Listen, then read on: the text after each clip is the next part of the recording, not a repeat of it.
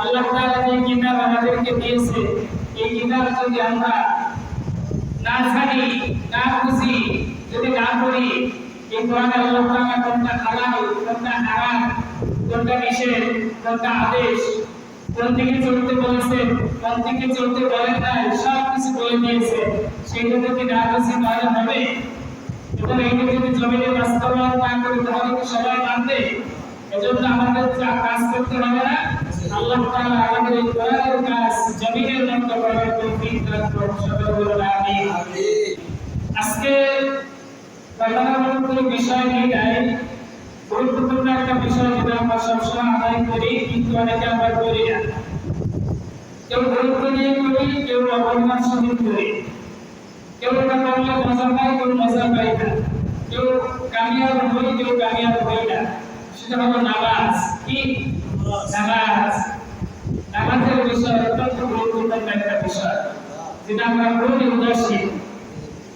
আল্লাহ তাআলা যদি তৌফিক দেন, ইনশাআল্লাহ কিছু কথা বলার চেষ্টা করব। আল্লাহ তাআলা যদি এমন কিছু কথা আমার জবান থেকে বের করে দেন, যার দ্বারা সম্পূর্ণ আমি উপকৃত হব এবং আপনারা এখান থেকে ফায়দা নিতে পারবেন। সকলে বলুন আমিন।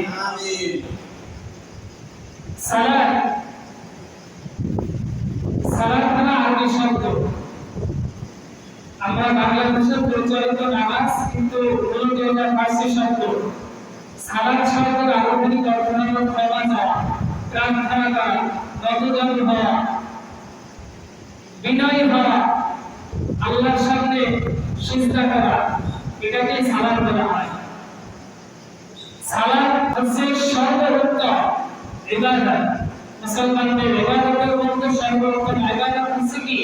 সালাত।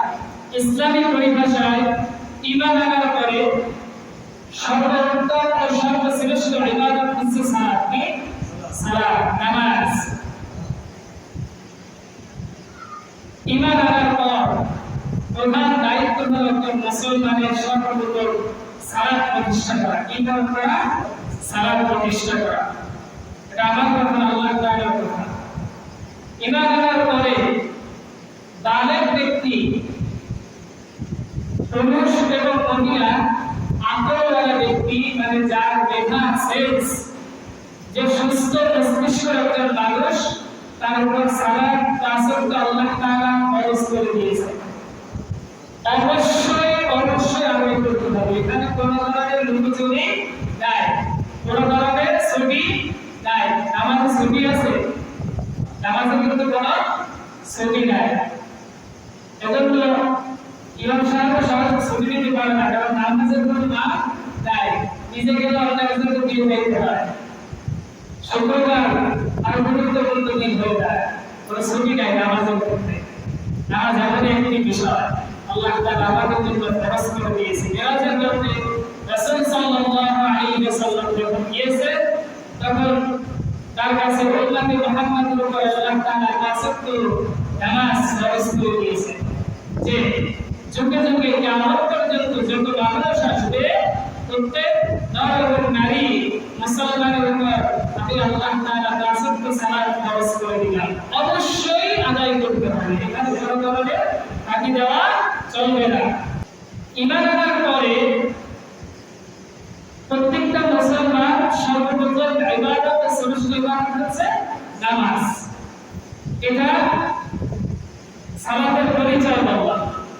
এরপরে আমরা যেটা জানবো সেটা হলো আল কোরআনে আল্লাহ তাআলা সালাতের কি নির্দেশনা দিয়েছেন, আল্লাহ তাআলা আমাদের কিভাবে সালাত করতে বলেছেন, কোরআনে কত জায়গায় সালাতের কথা বলেছেন।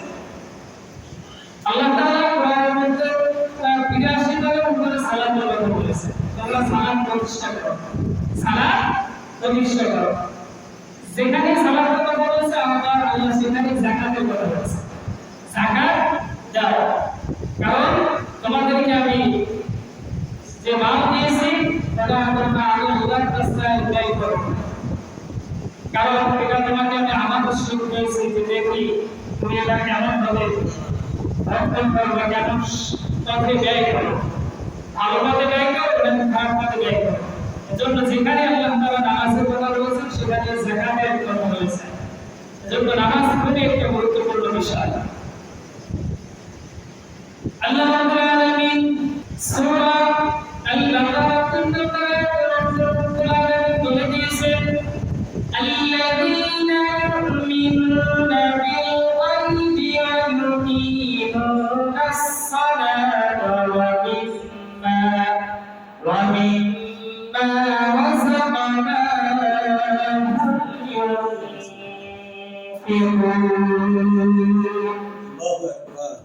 আল্লাহ রাব্বুল আলামিন বলতেছেন, যারা ওয়াজিবের প্রতি ঈমান আনবে এবং সালাত কায়েম করবে, তাদেরকে যে জীবন দান করেছি তা হতে ব্যয় করবে। আল্লাহ তাআলা বলতেছেন, যারা ওয়াজিবের প্রতি ঈমান আনবে, কিসের প্রতি? ওয়াজিবের প্রতি। কিয়ামত যে একদিন ঘটবে, একদিন যে আল্লাহ রাব্বুল আলামিন সমস্ত জুলুমের বিচার করবে। আল্লাহ রাব্বুল আলামিন জান্নাত থেকে জান্নাত পরিমাণ ভালো হিসাবে নেবে এবং জান্নাত থেকে জান্নাত পরিমাণের খারাপের হিসাবে নেবে।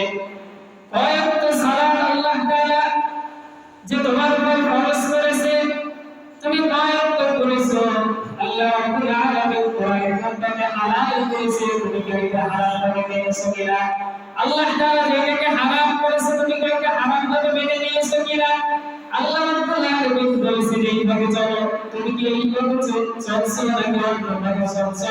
প্রত্যেকটা হিসাব আল্লাহ রাব্বুল আলামিন একদিন নেবে। এই যে কিয়ামতের দিন হবে, এই দিনের প্রতি বিশ্বাস করাটাই বলা হয় বিশ্বাসের ঈমান।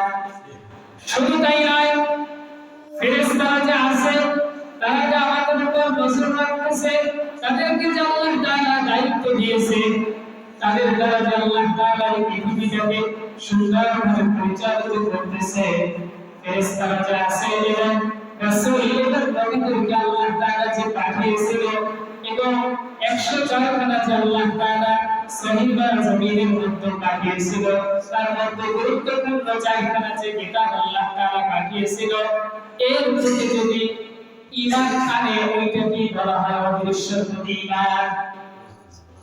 আল্লাহ রাসূল এবং আল্লাহ তাআলা আমাদের কাছে বলে দিয়ে গিয়েছেন কোরআনের মধ্যে এবং হাদিসের মধ্যে, এই কথাগুলো শুনলাম এবং সঙ্গে সঙ্গে মেনে নিলাম, কোন ধরনের অজুহাত দিলাম না, এটাকেই বলা হয় অবিশ্বাস প্রতি ঈমান।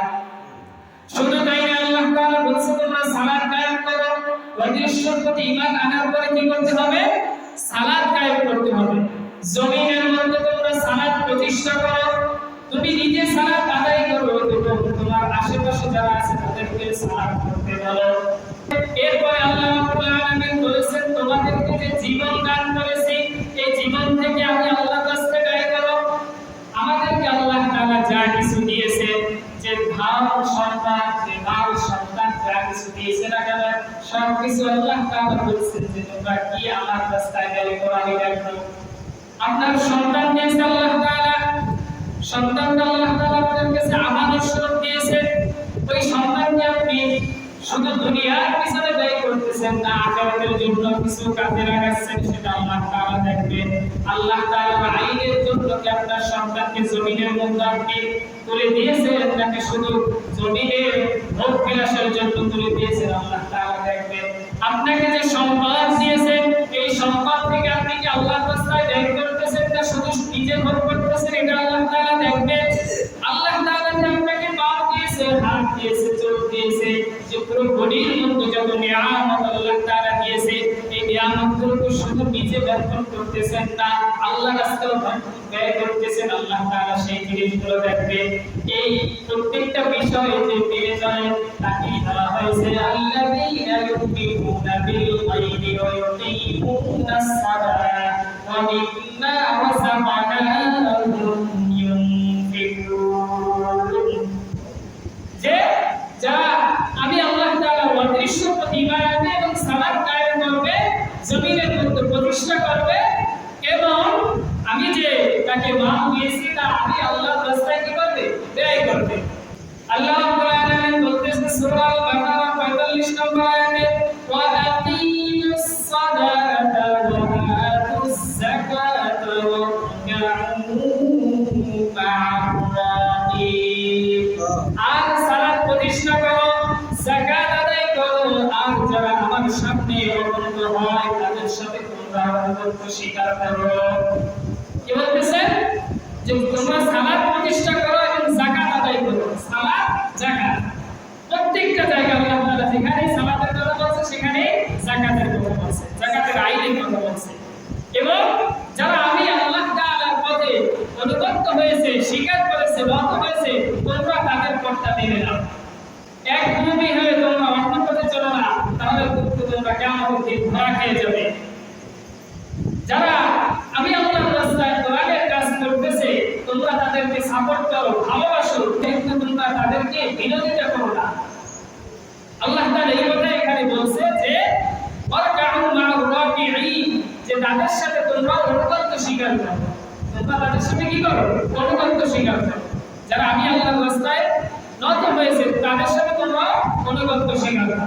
এজন্য আমাদের কোরআনের পথে যারা আছে, কোরআনের কথা যারা বলে, যারা আপনাদেরকে দ্বীনের পথে ডাকে, তাদেরকে আমরা আম চোখে দেখি। আসলে এটা নয়, বিষয়টা এমন নয়। তার কোনো জরুরি বিষয় নেই যে আপনাকে দ্বীনের পথে আনতেই হবে। আসলে বিষয়টা হলো তাকে যে আল্লাহ তাআলা একটা দায়িত্ব দিয়ে দিয়েছে।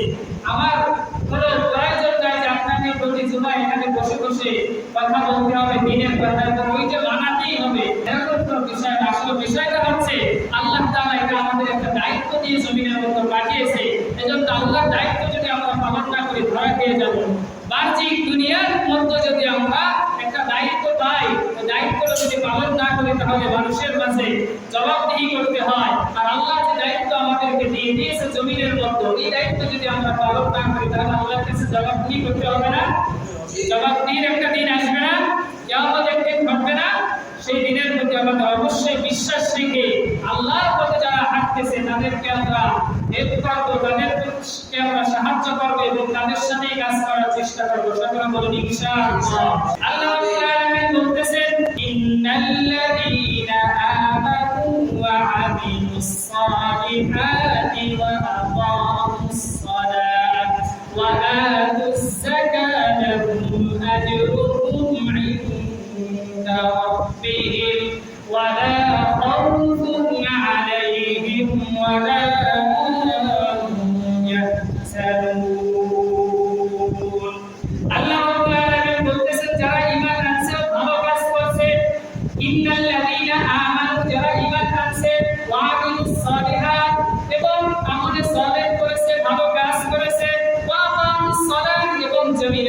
নামাজ প্রতিষ্ঠা করেছে, ওয়া আতাস যাকাত এবং যাকাত প্রদান করেছে, লাহুম আজরুহুম ইনদা রাব্বিহিম ওয়া লা খাউফুন আলাইহিম ওয়া লা হুম ইয়াহজানুন।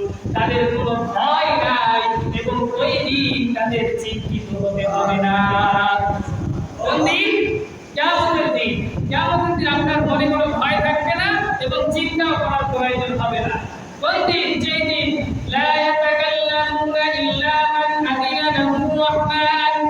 আল্লাহ রাব্বুল আলামিন যেই দিন বিচার দিবসের মালিক থাকবেন, ওই রহমান, ওই রহিম যেই দিন বিচারের স্থানে বসবেন, যেই দিন কেউ কথা বলার সুযোগ পাবে না, যেই দিন কেউ মুখ খুলতে পারবে না, ভয়তে থরথর করে কাঁপবে।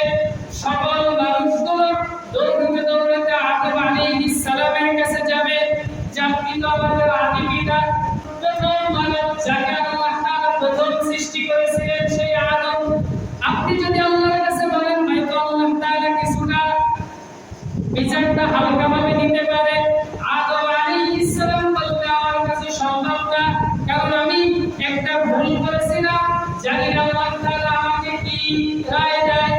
তারপরে চলে যাবে ইব্রাহিম আলাইহিস সালামের কাছে, যে আপনি তো জাতির পিতা, মুসলমানদের জাতির পিতা তো আপনি যদি আল্লাহর কাছে বলেন আল্লাহ তাআলা হয়তো ক্ষমা করতে পারে। আপনাকে তো আল্লাহ তাআলা এই কিয়ামতের দিন সকল মানুষ যখন পোশাক ছাড়া যখন সবাই উঠবে তখন তো আপনাকে আল্লাহ রাব্বুল আলামিন সর্বপ্রথম পোশাক পরিধান করাবে। সর্বপ্রথম পোশাক দিয়ে আপনাকে আল্লাহ তাআলা সম্মানিত করবে। আপনি যদি আল্লাহর কাছে বলেন হয়তো আল্লাহ তাআলা কিছুটা বিচার হালকাভাবে দিতে পারে। ইব্রাহিম আলাইহিস সালাম তারা বলে দিবে, তখন চলে যাবে শেষ নবী মুহাম্মদুর রাসূলুল্লাহ সাল্লাল্লাহু আলাইহি সাল্লামের কাছে। তার কাছে যাওয়ার পরে তিনি আল্লাহর সামনে আল্লাহর সিজদায় পড়ে থাকবেন যে আল্লাহ আপনি আমার উম্মতের কিছু ফয়সালা করুন, উম্মতের জন্য বিচারটা সহজ করে দিন। আল্লাহ তাআলা ওই দিন শুধু মুহাম্মদুর রাসূলুল্লাহ সাল্লাল্লাহু আলাইহি ওয়াসাল্লামকে অনুমতি দিবে এবং তাকে সুযোগ করে দিবে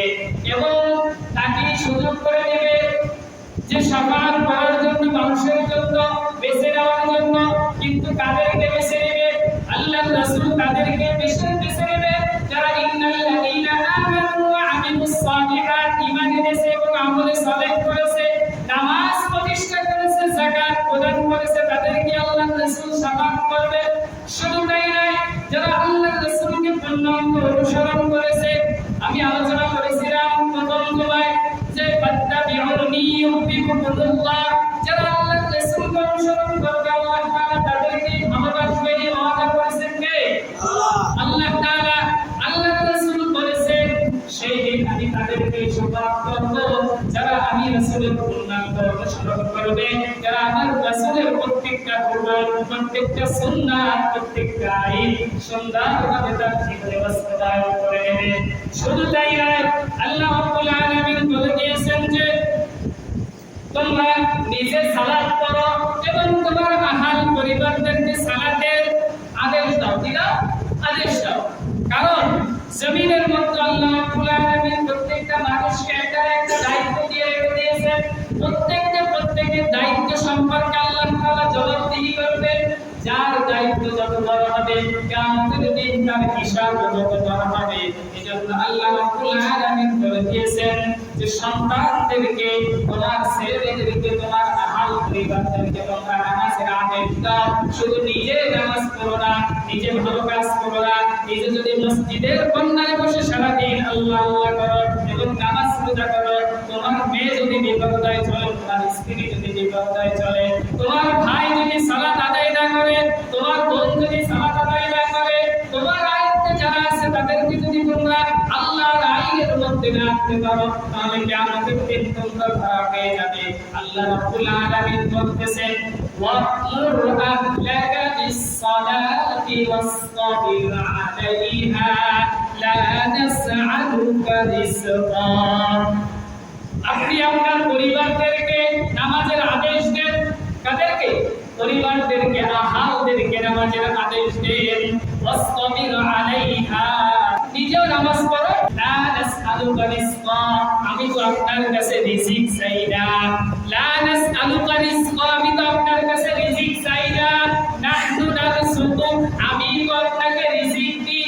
রিজিক তো আপনাকে পৃথিবীর কোনো মানুষ দিতে পারে না। রিজিক দেওয়ার মালিক কে? আল্লাহ। রিজিক দেওয়ার মালিক কে? আল্লাহ। হায়াত দেওয়ার মালিক কে? আল্লাহ। মওত দেওয়ার মালিক কে? সব অবস্থায় আপনাকে বাঁচাবে কে? আল্লাহ তাআলা। এই যে বিষয় একটা সরকারের মধ্যে থেকে বাঁচিয়ে রেখেছেন কে? আল্লাহ তাআলা। বিপদ আপদ থেকে বাঁচিয়ে রেখেছেন আল্লাহ তাআলা না? এজন্য আল্লাহ তাআলার কৃতজ্ঞতা স্বীকার করতে হবে। তাই আল্লাহ তাআলা বলতেছেন লা নাসআলুকা রিজকা, আমি তো আপনার কাছে রিজিক চাই না। নাহনু নারযুকুকা, আমি তো আপনাকে রিজিক দিই। ওয়াল আকিবাতু লিত্তাকওয়া, যারা তাকওয়াবান হবে, যারা আমার পথে থাকবে, তাদের জন্য এই দিন শুভ দিন হবে। কোন দিন? কিয়ামতের দিন। কোন দিন? কিয়ামতের দিন। যেই দিন কেউ কাউকে চিনবে না, আপনার স্ত্রী আপনাকে চিনবে না, আপনার সন্তান আপনাকে চিনবে না। যেই সন্তানের জন্য আপনি এত কষ্ট করতেছেন, সেই সন্তানকে যখন আল্লাহর দরবারে দাঁড় করা হবে, সেই সন্তানকে যখন বলা হবে তুমি নামাজ পড়ো নাই কেন, তখন সন্তান বলবে আল্লাহ যখন আমার পিতার মাধ্যমে আমাকে জমিনের মধ্যে পাঠিয়েছিলেন, পিতার আয়াতে আমি প্রায় 25 বছর থেকে 22 বছর পর্যন্ত ছিলাম, আর ঘরে খাবার খাইছি, কিন্তু আমার পিতা আমি যখন স্কুলে যাই নাই, আমার স্কুলে যদি আমি একটু ভাত পেয়েছি, আমার পিতা আমার ভাত বন্ধ করে দিয়েছে। আমার পিতা বলছে এই ঘরে তোমার কোনো ঠাঁই নাই। কিন্তু কখনো আমি যখন একটু সালাত আদায় করি না, আমার পিতা একটু কঠোর হয় নাই আমার প্রতি। আমার পিতা আমার কখনো খাবার বন্ধ করে দেয় নাই। আমার পিতা আমাকে কখনো কঠোরভাবে কোনো একটা কথা বলে নাই।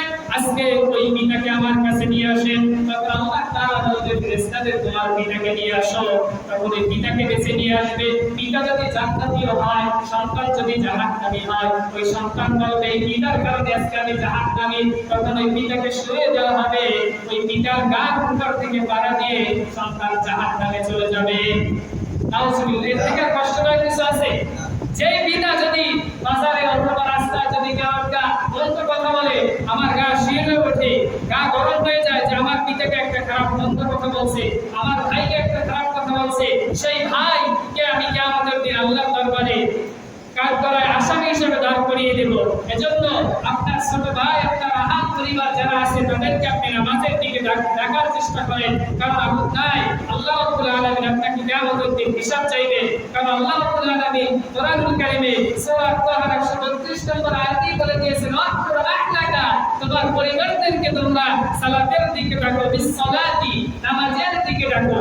এজন্য আমাদের পরিবারদেরকে নামাজের আহ্বান করতে হবে না, শুধু নামাজ পড়বো, নিজে নামাজ পড়লে হবে এবং নিজেও নামাজ পড়ো, পরিবারদেরকে নামাজের দিকে ডাকো। কিন্তু হয় আফসোস, আজকে অধিকাংশ মানুষ নামাজ পড়ে না। মসজিদটা জুমার দিন কিছুটা ভরে, তাও ভরে না, পাঁচ কাতারের একটা মসজিদ। হয় আফসোস, এত বড় মহল্লা কিন্তু মানুষ নাই। প্রত্যেক নামাজে 4-5 জন মানুষ, এক কাতার মানুষ। এই হলো আমাদের জমিনের অবস্থা। আল্লাহর আইন আমরা বাস্তবায়ন করতেছি এইভাবে, আল্লাহর আইন আমরা এইভাবে মানতেছি। আবার যখন ঝড় আসতেছে, বাতাস আসতেছে, আমরা বলতেছি আল্লাহ তুমি কি আমাদেরকে তখন গজব দিচ্ছ করো। আল্লাহ তাআলা তো বলেই দিয়েছে যে তোমরা পৃথিবীর মধ্যে যা কিছু করো না কেন সব কিছু তোমাদের দুই হাতের কামাই। তোমাদের কৃতকর্মের জন্য আমি রব্বুল আলামিন তোমাদেরকে এগুলো দিই, তোমরা এ থেকে শিক্ষা নাও এবং ফিরে আসো। আল্লাহ রব্বুল আলামিন বলতেছে, এজন্য আমাদের যে বিপর্যয়গুলো আসে এগুলো থেকে শিক্ষা নিতে হবে এবং আল্লাহর আইনের দিকে ফিরে আসতে হবে। কোনো খারাপ দিকে যাওয়া যাবে না, আল্লাহর আইনকে অস্বীকার করা যাবে না। কারণ আল্লাহর আইন যে আপনি জমিনের মধ্যে নামাজ অস্বীকার করতেছেন, আল্লাহ তাআলা আপনাকে মাঝে মাঝে সতর্ক করতেছে। আল্লাহ রব্বুল আলামিন বলে দিয়েছেন, বান্দা আমি তোমাকে সাথ দিইনি, তোমাকে ছেড়ে দিয়েছি কিন্তু কিছু সময়ের জন্য, যে আমি দেখি বান্দা আমার দিকে ফিরে আসে কিনা। মাঝে মাঝে ধাক্কা দিয়ে দেখি বান্দা আমার দিকে ফিরে আসে কিনা। আল্লাহ তাআলা এই জমিন ইচ্ছা করলে 1 মিনিটে ধ্বংস করে দিতে পারে না, কিন্তু আল্লাহ তাআলা মাঝে মাঝে ধাক্কা দেয় যদি বান্দা ফিরে আসে আমার দিকে, তার কৃতকর্ম স্বীকার করে, ভুল স্বীকার করে, তওবা করে আমি রব্বুল আলামিনের দিকে ফিরে আসে। আমরা পারবো না ফিরে আসতে? আল্লাহ রব্বুল আলামিন আমাদেরকে তৌফিক দান করুন। আহাল পরিবারদেরকে আমাদের নামাজের দিকে ডাকতে হবে। লা নাসআলুকা রিজকা, আমি তো তোমাদের কাছে রিজিক চাই না, নাহনু নারযুকা, আমি তোমাদের রিজিক দিই। তাহলে যেই আল্লাহ আমাদেরকে রিজিক দেয়, যেই আল্লাহ আমাদেরকে সব কিছু দিতেছে, সেই আল্লাহর কৃতজ্ঞতা স্বীকার করতে পারবো না একটু? 5 ওয়াক্ত সালাত আমরা পড়তেছি না, উদাসীন। আমরা এত উদাসীন কেন জানি না। জমিনের মধ্যে 24টা ঘন্টা আপনি নিজের জন্য ব্যয় করতেছেন। 10টা মিনিট করে যদি আপনি হিসাব করেন, আপনি সারা বাড়ি দিনের মধ্যে 50 মিনিট আল্লাহর জন্য ব্যয় করতে পারতেছেন না। আপনি কি হিসাব দেবেন? আপনার এই দুনিয়ার পিছনে লড়তে লড়তে যদি আপনি চলে যান, সন্তান কিন্তু থেকেই যাবে, সন্তান কিন্তু দুনিয়ার সব কিছু ভোগ করবে, আপনার জন্য কিছুই দেবে না। এজন্য ওই সন্তানকে আপনি কোরআনের পথে আনেন। আল্লাহ রাব্বুল আলামিন বলছে, তোমার আহালদেরকে তোমরা ভালো পথে রাখো, দিনের পথে আনো। আপনার সন্তানকে আপনি স্কুলের জন্য এত সময় দিতে পারতেছেন, আপনার সন্তানকে দিনের মধ্যে 5টা প্রাইভেট দিতে পারতেছেন, কিন্তু আরবি পড়ার জন্য আপনার সন্তানকে 1 ঘন্টা সময় আপনি বের করে দিতে পারতেছেন না। আপনি আল্লাহর কাছে কি জবাব দিবেন? আপনি আল্লাহর কাছে কি জবাব দিবেন? একবার চিন্তা করেন। আপনার সন্তান আরবি পড়তে আসলে আপনি ব্যস্ত হয়ে যান, আপনার সন্তান একটু ভালো কাজের দিকে যাইতে গেলে আপনি ব্যস্ত হয়ে যান, স্কুলে পড়া আছে। কিন্তু আপনি যে স্কুল দিয়ে আপনি দুনিয়ার জন্য যে কিছু হাসিল করতেছেন, কিন্তু আখিরাতের জন্য তো কিছুই হাসিল করতেছেন না। এজন্য কোরআনের দিকে আসেন। আপনার সন্তানকে আপনার গাইড দিতে হবে না, কোরআনকে যদি আপনার সন্তানের পিছনে দিয়ে দেন, এই কোরআনই আপনার সন্তানকে গাইড দিতে পারবে না। যখন আপনার সন্তান কোরআন পড়বে, আল্লাহ রাব্বুল আলামিন বলেছেন, আহাল্লাল্লাহুল বাই'a ওয়া হারামার রিবা, সুদকে আল্লাহ রাব্বুল আলামিন হারাম করেছেন, ব্যবসাকে হারাম করেছেন। আপনার সন্তান তখন আর সুদ খাবে না, আপনার সন্তান ব্যবসার দিকে চলে যাবে। আল্লাহ রাব্বুল আলামিন বলেছেন, ব্যবসার মধ্যে তোমরা মেশাল দিও না। আপনার সন্তান ব্যবসা করলে ব্যবসার মধ্যে ভেজাল দেওয়ার চেষ্টা করবে না। আপনার সন্তান যখন একটা দায়িত্ব পাবে কোনো মানুষের প্রতি জুলুম করবে না, কারণ আল্লাহ রাব্বুল আলামিন বলেছেন জুলুমকারীদের কঠিন কঠিন শাস্তি হবে। আপনার সন্তান যখন কোরআনের এই কথাগুলো জানবে, এই কোরআনের আইনগুলো যখন জানবে, আপনার সন্তান তখন আর জমিনের মধ্যে খারাপ কাজ করবে না। কিন্তু কোরআন না দিয়ে আপনার সন্তান আপনি হুজুরের কাছে এসে বলতেছেন, হুজুর আমার সন্তান আমাকে ভাত দেয় না, আমার সন্তান আমাকে দেখে না, আমার সন্তান এই পুরো বয়সে আমাকে বাড়ি থেকে বের করে দিয়েছে, আমার সন্তান আমাকে মারধর করতেছে, হায় আফসোস। এইগুলো হচ্ছে একটাই কারণ, সেই কারণ হলো এই কোরআন আপনার সন্তানের রক্ষার্থে দিতে পারেন নাই। আছে না পারার কারণে আপনি আপনার সন্তানকে নামাজের দিকে না ডাকার কারণে আজকে আপনার সন্তান খারাপ দিকে। 25টা বছর আপনার সন্তান আপনার ঘরে ভাত খাইতেছে, শুরু থেকে আপনি যেরকম স্কুল বন্ধ করে দিচ্ছেন, একদিন স্কুলে না গেলে, লেখাপড়া ভালো করে না পড়লে, আপনি যদি নামাজের জন্য একদিন হাত বন্ধ করে দেখেন, ওই সন্তান অবশ্যই নামাজ পড়তে বাধ্য হবে। প্রত্যেকটা পিতা যদি তার সন্তানের প্রতি কঠোর হয়ে যায়, পৃথিবীতে কোনো সন্তান বেনামাজি হয় না, কোনো সন্তান আল্লাহর পথ থেকে ফিরে যায় না, কোরআন থেকে ফিরে যায় না, অন্যায় থেকে যায় না। এজন্য সর্বপ্রথম পিতামাতাকে শুধরে যেতে হবে, আপনার সন্তানের প্রতি আপনার সুন্দরভাবে আল্লাহর আইনকে বোঝানোর চেষ্টা করতে হবে। ছোটবেলায় যদি আপনার সন্তানের মধ্যে একবার এই কোরআনের পুষ্টা দিয়ে দিতে পারেন, নামাজের পুষ্টা দিয়ে দিতে পারেন, সারা জীবন আপনার সন্তানের জন্য আপনার খেয়াল করার প্রয়োজন হবে না। ও অটোমেটিক এমনিতেই আপনাকে ভালোবাসবে, এমনিতেই আপনাকে খাবার দেবে, এমনিতেই ও খাওয়ার পথে থাকবে, হারাম থেকে বেঁচে থাকবে, জিনা থেকে বেঁচে থাকবে, বেগানা নারী থেকে বেঁচে থাকবে, মোবাইলের খারাপি থেকে বেঁচে থাকবে, সব থেকে বেঁচে থাকবে। কারণ ও যখনই খারাপ কাজ করতে যাবে মনে পড়ে যাবে আল্লাহ তাআলা তো এই চোখ দিয়ে ভালো জিনিস দেখতে বলেছেন, খারাপ জিনিস দেখা যাবে না। কিন্তু সন্তান তো জানেই না, তো বাঁচবে কিভাবে? আচ্ছা সন্তান, এজন্য আমাদের ফিরে আসতে হবে, আমাদেরকে নামাজের দিকে ডাকতে হবে। কারণ নামাজের দিকে যদি না ডাকি তাহলে আল্লাহ রাব্বুল আলামিনের কাছে আমরা ধরা খেয়ে যাব।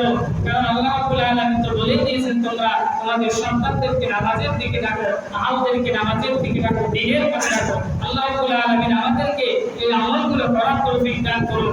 এবং হাদিসের মধ্যে এসেছে, আল্লাহ রাসূল সাল্লাল্লাহু আলাইহি ওয়াসাল্লাম বলেছেন যে ওমর ইবনে শুআইব রাদিয়াল্লাহু তাআলা থেকে বর্ণনা করেন, তিনি বলেন রাসূল সাল্লাল্লাহু আলাইহি ওয়াসাল্লাম বলেছেন, তোমার সন্তানদেরকে সালাতের জন্য নির্দেশ দাও। কিসের জন্য? সালাতের জন্য। ওমর রাদিয়াল্লাহু তাআলা থেকে বর্ণনা, রাসূল সাল্লাল্লাহু আলাইহি ওয়াসাল্লাম বলেছেন যে তোমরা তোমার সন্তানদেরকে সালাতের দিকে নির্দেশ দাও। কিসের দিকে? সালাতের দিকে নির্দেশ দিতে হবে যখন তার 7 বছর অবনীত হয়। কয় বছরে? 7 বছরে। তারপরে যদি 7 বছরে তোমরা যখন তাদেরকে নামাজের দিকে আস্তে আস্তে ডাকবে, সে যদি না আসতে চায় বেশি একটা, যখন তার 10 বছর হয়ে যাবে, তাকে প্রহার করো, তাকে মারো, প্রয়োজনে তার হাত বন্ধ করে দাও, তারপরেও তাকে সালাত থেকে বিমুখী হতে দিও না। কার কথা? আল্লাহ রাসূলের কথা। তাহলে আপনি কি আল্লাহ রাসূলের চেয়ে বেশি ভালোবাসেন আপনার সন্তানকে? আল্লাহ রাসূল তার সন্তানকে ভালোবাসতেন না? কেমন ভালোবাসতেন? এবং আল্লাহর আইন আমার কেমন ফলো করতেন? একটা হাদিস বললে বুঝবেন যে আল্লাহ রাসূলের কাছে একদিন তার গোত্রের একটা মেয়ে, তার নাম ফাতেমা, এবং রাসূলের নাম কি? ফাতেমা। তখন চুরি করছে ওই মেয়েটা। চুরি করার পরে এক সাহাবী এসে বলতেছে, আল্লাহ রাসূল, যে সে তো আমাদের বংশের লোক, আপনার বংশের লোক, যদি তার জন্য বিচারটা কিছুটা হালকা হয়, যে চুরি করলে কোরআনের আইন অনুযায়ী আপনার বিধান ছিল যে হাত কেটে দিতে হবে। কোরআনের রাত যেখানে কায়েম হয় সেখানে কোনো ধরনের অন্যায় চলতে পারে না, কারণ কোরআনের আইন খুব কঠোর আইন। এজন্য আল্লাহ রাসূলের কাছে যখন সাহাবী বলতেছে যদি তার হাতটা না কেটে যদি সামান্য কোনো রায় দেওয়া যায় তাহলে ভালো হতো বংশের দিক থেকে। আল্লাহ রাসূলের মুখটা তখন লাল হয়ে গেল, তার চেহারাটা তখন লাল হয়ে গেল। তিনি বললেন, লাউ আন্না ফাতিমা বিনতে মুহাম্মদ, হে সাহাবী তুমি কি বলতেছো? এখানে যদি এই আমার বংশের ফাতেমা নয়, যদি আমার মেয়ে, আমার কন্যা ফাতেমা হতো, আমি তার ব্যাপারে একটু রায় দিতে দেরি করতাম না, একটু আমার হাত কাঁপতো না। রাসূল সাহাবায়ে কিরামদের মাধ্যমে আমাদেরকে জানিয়ে দিয়েছেন যে তোমরা আমার সাহাবাদেরকে অনুসরণ করো এবং তাদের মতো চলার চেষ্টা করো।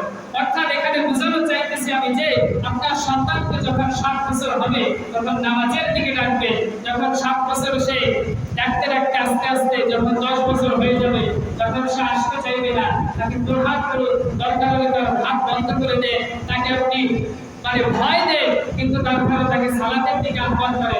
একবেলা যদি হাত বন্ধ করে দেয়, মরে যাবে না, সন্তান মরে যাবে, মারা যাবে, মারা যাবে না, কিন্তু দেখবেন ওই সন্তান ভয়তে সে সালাতের দিকে ফিরে আসবে, যে যদি নামাজ না করে হয়তো আমার ঘরে গেলে ভাত হবে না, তখন ও 10 মিনিট সময় করে এসে মসজিদে নামাজ পড়ে নেবে এবং আপনার সন্তানকে আপনার সাথে নিয়ে নামাজ আদায় করুন। এইভাবে নামাজের দিকে আমরা সকলে মিলে যদি আহ্বান করি এবং আসি, চেষ্টা করি যে যার পরিবারকে আহ্বান করি এবং যার সাথে দেখা হয় তাদেরকে সালাতের দিকে ডাকি, তাহলে আশা করি বেনামাজি আর থাকে না। আর যদি আমরা এগুলো না করি আল্লাহর কাছে ধরা খেয়ে যেতে হবে। জন্য আসুন আমরা ফিরে আসি সালাতের দিকে। এবং সালাত আদায় করা মুসলিম এবং কাফেরের মধ্যে পার্থক্য হলো নামাজ। আল্লাহ রাসূল বলেছেন, কে বলেছে? আল্লাহ রাসূল, আমি বলি নাই, আল্লাহ রাসূল সাল্লাল্লাহু আলাইহি ওয়াসাল্লাম বলতেছেন, عن جابر رضي الله تعالى عنه قال قال رسول الله صلى الله عليه وسلم بين العبد وبين الكفر ترك الصلاة। جابر رضي الله تعالى عنه থেকে বর্ণনা, রাসূল সাল্লাল্লাহু আলাইহি ওয়াসাল্লাম বলেছেন, মুসলমান কাফের যারা আছে, কুফরি যারা করে, তাদের মধ্যে পার্থক্য হলো সালাত। কাফের সালাত যদি করে না আর মুসলমান সালাত করে, এলো পার্থক্য। এবং মুসলমান যদি সালাত না করে তবে দুইজনের মধ্যে কোনো তফাৎ থাকে না, পার্থক্য থাকে না।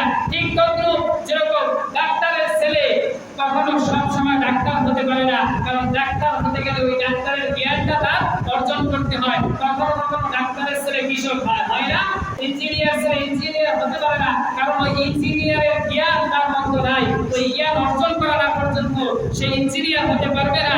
ঠিক তদ্রূপ মুসলমানের ঘরে জন্ম নিয়ে মুসলমান হতে পারে না যতক্ষণ পর্যন্ত মুসলমানের যে বিধানগুলো আছে, যে আইনগুলো আল্লাহ তাআলা দিয়ে দিয়েছে, এই আইনগুলো সে না মানে। তাহলে আপনি যদি আল্লাহর আইন সর্বপ্রথম সালাত আদায় করতে হবে, জমিনের মধ্যে সালাত প্রতিষ্ঠা করতে হবে, এই আইন যদি বাস্তবায়ন না করে, নিজে আদায় না করে, সন্তানদেরকে আহালদেরকে নামাজের পথে না আহ্বান করেন, তাহলে আপনি কিভাবে আল্লাহর আইন বাস্তবায়ন করলেন? আর কিভাবে আপনি কাফের এবং আপনার মধ্যে পার্থক্য খুঁজে পাচ্ছেন?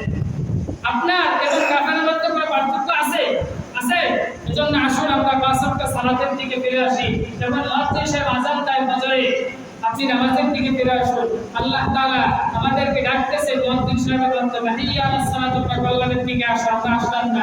জোহরে ডাকতেছে আসলাম না, আসরে ডাকতেছে আসলাম না, মাগরিবে ডাকতেছে আসলাম না, ইশায় ডাকতেছে আসলাম না। সপ্তাহ পর সপ্তাহ, বছরের পর বছর চলে যাচ্ছে, কিন্তু আল্লাহ তাআলা আপনার রিজিক বন্ধ করতেছেন না। কত দয়াময় আল্লাহ আপনাকে সুযোগ দিচ্ছে, ছাড় দিচ্ছে, যে দেখি বান্দা ফিরে আসে কিনা, দেখি বান্দা ফিরে আসে কিনা। আপনি যদি তওবা করেন আল্লাহ তাআলা ক্ষমা করতে পারে। আল্লাহ তাআলা হক যদি কোনো বান্দা নষ্ট করে আল্লাহ তাআলা চাইলে ক্ষমা করতে পারে। এজন্য এখন আসুন ফিরে আসি, আমরা আল্লাহর আইনগুলো, আল্লাহর যে বিধানগুলো আছে সেগুলো মানার চেষ্টা করি এবং আল্লাহ তাআলা যে সালাত আমাদের উপর ফরজ করে দিয়েছেন 5 ওয়াক্ত, যেটা বাধ্যতামূলক করতেই হবে, কোনো ধরনের অজুহাত চলবে না। এটা আমাদের, আমরা 5 ওয়াক্ত সালাত ঠিকভাবে আদায় করার চেষ্টা করি এবং সন্তানদেরকে কোরআনের বুঝদান করি এবং সন্তানদেরকে কোরআন শেখানোর চেষ্টা করি। আল্লাহ তাআলা কোরআনে কোনটা হালাল করেছেন, কোনটা হারাম করেছেন, সালাত আল্লাহ তাআলা কিভাবে পড়তে বলেছেন, কিভাবে কি করতে হবে, এগুলো আমরা একটু বোঝানোর চেষ্টা করি। তাহলে আপনার সন্তানের দ্বারা আপনি কখনো অপমানিত হবেন না, লাঞ্ছিত হবেন না, কোনো বয়সে কখনো কষ্ট করতে হবে না, চিন্তিত হতে হবে না, বিচারের আওতায় যে বসতে হবে না, সালিশে বসতে হবে না যে আমার সন্তান আমাকে বাদ দেয় না। আপনি যদি আপনার সন্তানকে কোরআনের বুঝদান করেন, আশা করি ইনশাআল্লাহ এতটুকু বলতে পারি, এই কোরআন কখনো আপনার সন্তানকে বিমুখী করবে না। এজন্য আসুন আমরা নামাজের দিকে ফিরে আসি। কোরআনের দলিল দিছি, হাদিসের রেফারেন্স দিছি, এখনো যদি আপনি না বোঝেন, আমার এখানে বলার কিছু নাই, করারও কিছু নাই। আল্লাহর রাসূলকে আল্লাহ তাআলা বলে দিয়েছেন, আপনার শুধু দায়িত্ব বলে দেওয়া মানুষকে, সে যদি ফিরে আসে আলহামদুলিল্লাহ, না হলে সে গাফেল, সে বিপদে চলে গেছে, সে ওই অবস্থায় চলে যায়। তাকে আপনার তার জন্য মন খারাপ করার কোনো কিছু নাই, কারণ আপনি কখনো হিদায়াত দেওয়ার কোনো কিছুই না। আপনি শুধু মানুষের কাছে পৌঁছে দেওয়ার দায়িত্ব, শুধু পৌঁছে দেবে। সে মানলে মানবে, না মানলে না মানবে। যদি না মানে জাহান্নাম, মানলে জান্নাত, ঠিক না? এজন্য ইন্নাল্লাযীনা আমানু ওয়া আমিলুস সালিহাত, আল্লাহ তাআলা আমাদেরকে প্রথম ঈমান আনার তৌফিক দান করো, আমলে সালেহ করার তৌফিক দান করো, ওয়া আকিমুস সালাত, নামাজ প্রতিষ্ঠা করার তৌফিক দান করো, ওয়া আতুজ যাকাত, এবং যাকাত পরিহার করার তৌফিক দান করো। যাতে হিসাব পরিমাণ মাল আছে তার থেকে আজ থেকে আপনার সন্তানকে নামাজের দিকে আহ্বান করবেন। সন্তান ছোট হোক, বোঝার চেষ্টা করবেন যে বাবা বোঝার চেষ্টা করো, নামাজ আল্লাহ তাআলা আমাদের উপর ফরজ করে দিয়েছেন। তুমি যদি নামাজ না পড়ো, এই ঘরের মধ্যে রহমত থাকবে না, রিজিকের রহমত থাকবে না, বরকত থাকবে না। ছোট সন্তান যদি সিজদা করে, আল্লাহ তাআলা খুশি হয়ে রিজিকে আপনার অঢালা দিয়ে দেবে। কিন্তু আপনি সেই সন্তানকে নামাজের দিকে ডাকেন না। আপনার সন্তানকে আপনি সকালবেলা উঠে বিরাজ ধরাই দেন এবং কানে একটা এমন বই ব্যাগ ধরাই দেন যে ওজনও সহ্য করতে পারে না ছোট সন্তান। কিন্তু কখনো ছোট্ট একটা হালকা একটা কোরআন, হালকা একটা সেমারা আপনার সন্তানের হাতে দেন না যে যাও একটু সেমারা করে আসো, একটু কোরআনটা বুঝে আসো। কখনো বোঝানোর চেষ্টা করেন না। কতভাবে বুঝাবো আমরা আপনাদেরকে, কতভাবে বুঝাইলে আপনারা বুঝবেন, কতভাবে বুঝাইলে আপনারা কোরআনের দিকে ফিরে আসবেন। এজন্য যতই ওয়াজ মাহফিল হোক, কোরআনের আইন যতই বাস্তবায়ন না হবে জমিনে, ততদিন সব আইন সবাই মানবে না। এজন্য এক নম্বরে আমরা কোরআনের আইন জমিনের মধ্যে প্রতিষ্ঠা করার চেষ্টা করব। সকলে বলুন ইনশাআল্লাহ। আল্লাহ তাআলা আমাদের তৌফিক দান করুন। সকলে বলুন আমিন। সবাই বলুন মুসলমান দেখতে কোরআন, মুসলমান দেখতে কোরআন, শুনবে কোরআন, করবে কোরআন এবং কোরআনের রাজ জমিনের মধ্যে কায়েম করার চেষ্টা করবে।